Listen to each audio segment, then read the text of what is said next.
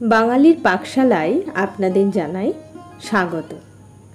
আজকে একটি অভিনব রান্না নিয়ে এসেছি, যে রান্না নতুন তো নয়, অনেক অনেক প্রাচীন প্রজ্ঞা সুন্দরী দেবীর হাতে তৈরি। আজকে রান্নার মূল উপকরণ মূলো এবং ওল।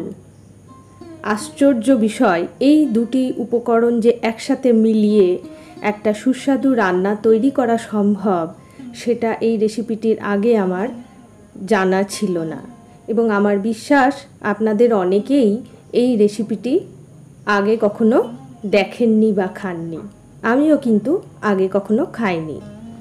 ওল আর মূলোগুলোকে চৌকো করে কেটে এবারে আমি ধনে, জিরে আর শুকনো লঙ্কা এই 1 চামচ করে নিয়ে, আর এটা হলো গোলমরিচ গুঁড়ো 1 চামচ করে নিয়ে একটা ভাজা মশলার মিশ্রণ তৈরি করে নেব প্রথমেই। এবার কড়াইয়ে জল দিয়ে পরিমাণ মতন একটু লবণ ও হলুদ যোগ করে আমি ওলটাকে ভাপিয়ে নেব, সিদ্ধ করব না, কিন্তু ভাপিয়ে নেব কিছুক্ষণ।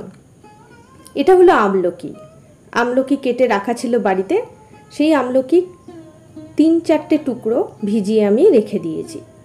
এবং সব থেকে মজার বিষয় যেটা, যে আজকে রান্না কিন্তু 1 ফোঁটাও তেল লাগবে না। এই তেল ছাড়া এত সুন্দর একটি রান্না, মানে বিস্ময় জাগানোর মতনই।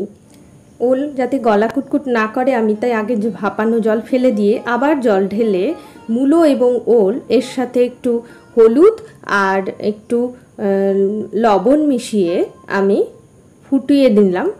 মানে অল্প একটু ফোটার পরেই আমি যে ভাজা মশলাটা করে রেখেছিলাম, সেই মশলাটা এর মধ্যে দিয়ে দেব, এবং এইভাবে আমি প্রায় সিদ্ধ হওয়া পর্যন্ত কিন্তু আমি ফোটাতে থাকব। এর মাঝে আমি 1 টেবিল চামচ বা একটু বেশি দই নিয়ে নিয়েছি। সেটাকে এমনভাবে ফেটাবো যেন ক্রিমের মতন হয়ে যায়, এই রকম ক্রিমের মতো হয়ে যাবে। আর যে আমলকি আমি ভিজিয়ে রেখেছিলাম তার জলটা এবারে দিয়ে দিলাম। ওল আর মূলো পুরো গলে গেছে, রান্নাটা হয়েই এসছে প্রায়। এই অবস্থায় আমি দইয়ের গোলাটা দিয়ে দিলাম এবং ঢাকা দেব তেল ছেড়ে বেরিয়ে আসা পর্যন্ত। এই রান্নাটির ক্ষেত্রে যেটা বলে রাখা দরকার, এই রকম জলজ অবস্থায় বা আরেকটু ঝোল রেখেও আপনারা এই রান্নাটা করতে পারেন, অথবা এরকম শুকনো গামাখাও করতে পারেন। হয়ে গেল ওলের একটা অভিনব পদ। তেল ছাড়া আজকের এই অভিনব রান্না কেমন লাগলো আপনাদের লিখে জানাবেন। অবশ্যই লাইক করবেন, লাইক আমার চ্যানেলটিকে বৃদ্ধি করতে সাহায্য করবে। আজকে রান্না এই পর্যন্তই। আজ তবে আসি।